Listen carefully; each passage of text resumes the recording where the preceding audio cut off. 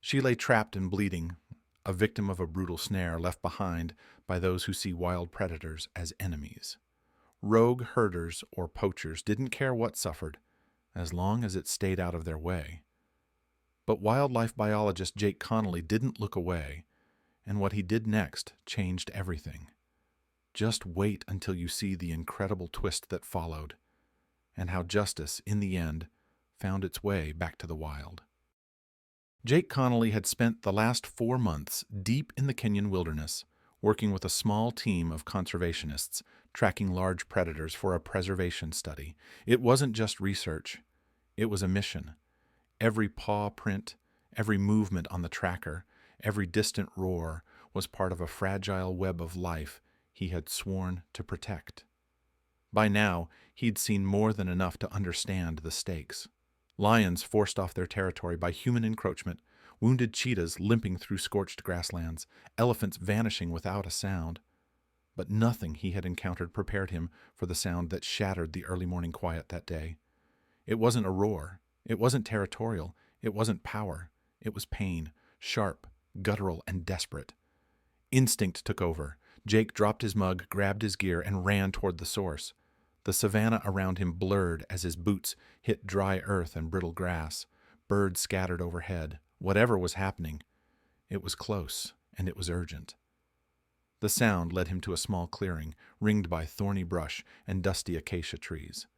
And there, motionless except for the rise and fall of labored breathing, was the lioness. She lay on her side, panting, her massive body tense with pain. One of her front legs was caught in an old iron trap, rusted, heavy, cruel in its design. The metal had bitten deep into her flesh, anchoring her to the ground like a living monument to suffering. Her golden fur was stained dark near the injury. Blood, dirt, time.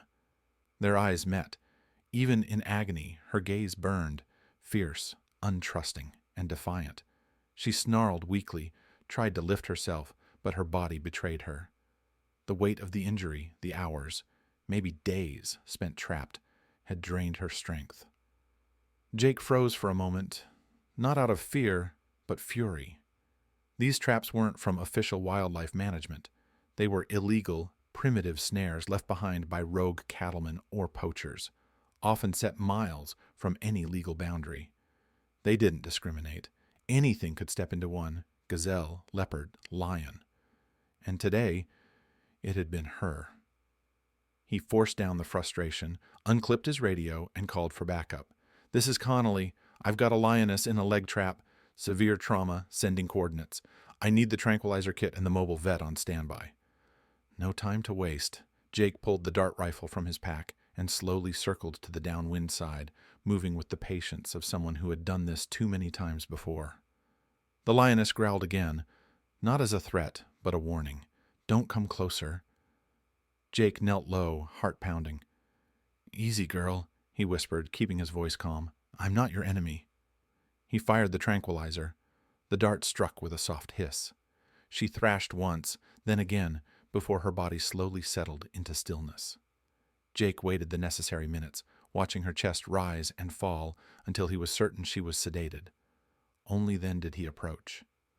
Up close, the damage was worse than he thought.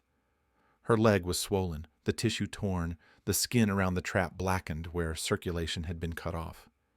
The air carried the faint scent of decay. Jake didn't look away. He couldn't. This was why he was here.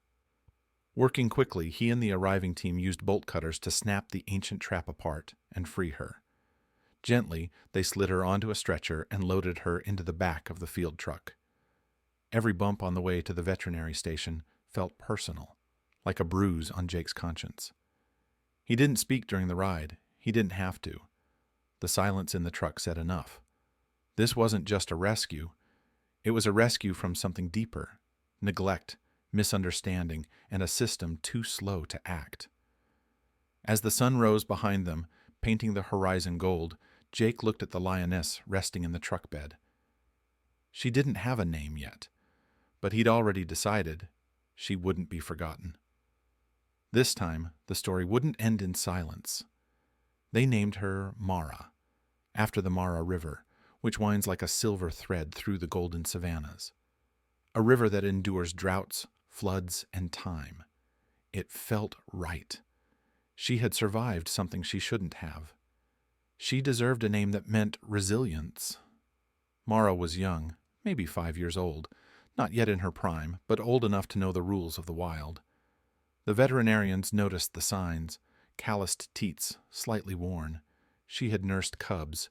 Somewhere out there, a pride may have been waiting, or mourning. Jake stood beside the quarantine pen as the team worked. He watched silently while they cleaned the wound layer by layer, flushing out debris and treating for infection. It wasn't just about the leg. It was about giving her a real chance, the kind wild animals almost never get. Later that day, as the sun dipped low and the air cooled, one of the older vets, Dr. Kamau, placed a hand on Jake's shoulder and spoke quietly. "We've done what we can, but even if she lives, the wild will finish what the trap started. If she can't hunt, she can't survive." Jake didn't answer. He knew the odds. But something in Mara's eyes, even sedated, even wounded, said, "Not yet." He made a decision. From that day on, Jake stayed near her. He moved his tent beside the quarantine enclosure.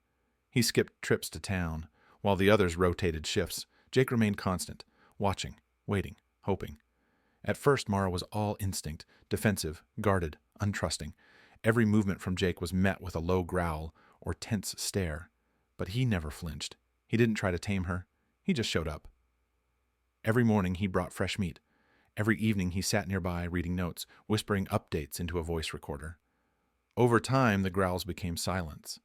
Then silence turned to curiosity. She began to eat when he was near. She stopped flinching at his footsteps. She watched him, not with fear, but with awareness, as if beginning to understand. This human was not a threat, but maybe a lifeline. Weeks passed. The swelling in her leg reduced. The tissue began to mend. One day, she limped across the pen. Another day, she stood without wobbling. And then came the moment no one expected so soon. Mara placed full weight on the injured paw. Jake felt something shift, not just in her, in the air. A quiet kind of hope. Once her recovery stabilized, the team fitted a lightweight GPS collar around her neck. It would allow them to track her movements once she was released. Everyone understood what came next, and the risk it carried. Lions are not pets. They are not meant to be held. No matter how much time passed, Mara didn't belong behind a fence. Jake knew it. And the hardest part of helping her was letting her go. So they chose a morning when the sky was still pale and the heat had not yet risen. They drove her to the edge of the reserve, near the coordinates where she was likely caught, close to familiar territory, but far enough to avoid confrontation too soon. The crate door was unlatched. For a long moment, nothing happened. Then, slowly, cautiously, Mara stepped out. Her body was leaner now, scarred but whole. She paused at the threshold, nostrils flaring, reading the wind. Her ears twitched. Her eyes narrowed. And then she walked. No roar, no charge, just silent steps into the tall golden grass, her body disappearing inch by inch into the wild that had once nearly ended her. From the observation truck a few hundred meters away, Jake watched until he could see no more. The savannah had taken her back. Now, it was up to nature, up to instinct, up to her. He stayed for hours that morning, staring at the empty grassland long after she had gone. In his notebook, he wrote just 5 words. She walked back into herself. Days passed. Mara's GPS signal moved, but slowly and always alone. Jake watched the tracker every night, hoping for a sign she'd found her pride again. But the silence lingered. Then, one morning, something shifted.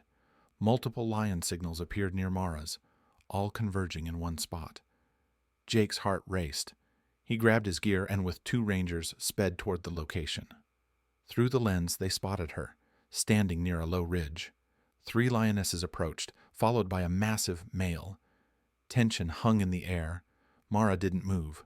One of the lionesses growled, ears pinned back. Jake held his breath. Suddenly, the youngest lioness bolted forward. No aggression, just a forceful nuzzle, pressing her head into Mara's. A soft chuff followed. Recognition. It was her daughter. The others followed, brushing against Mara, accepting her. Even the male watched. Etim kistor. Then calmly lay down nearby. She was home. Weeks later, Mara's GPS collar went silent. Jake feared the worst, until a ranger brought him a photo. Mara, resting in the sun. 4 cubs curled beside her. She hadn't just survived, she had reclaimed her place. As a mother, as a leader, as a survivor. Jake now shares her story everywhere he can. Sometimes survival isn't about strength, he says. It's about someone showing up and not walking away. Mara's legacy lives on, not only in her cubs, but in the hearts of everyone who believes that saving even one life can change everything.